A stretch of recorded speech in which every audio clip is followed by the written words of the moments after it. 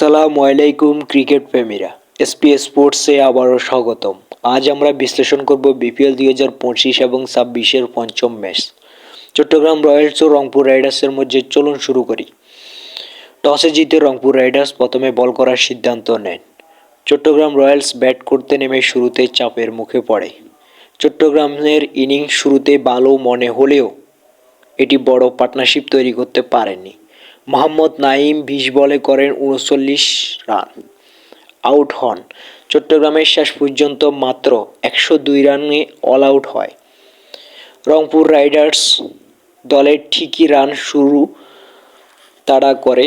দ্বিতীয় বলে ওপেনিংরা জুটি সাজায়। ডেভিড মালান 51 ও লিটন কুমার দাস 47 রান করেন এবং রাইডার্স মাত্র 15 ওভারের লক্ষ্যে পৌঁছে যান। ফাহিম আশরাফের 5 উইকেটের বোলিং ম্যাচের টার্নিং পয়েন্ট। তিনি চট্টগ্রামকে কাবু করে দেন এবং রাইডার্সকে শক্তি বৃদ্ধি দেন। শেষ পর্যন্ত রংপুর রাইডার্স 7 উইকেটে জয় হয় এবং বিপিএল 2025 এবং 26-এ নিজেদের শুরুটা দুর্দান্ত করেন। ভিডিওটি কেমন লাগলো কমেন্টে জানাবেন। এসপি স্পোর্টসে সাবস্ক্রাইব, লাইক এবং শেয়ার করে দিবেন। আল্লাহ হাফেজ।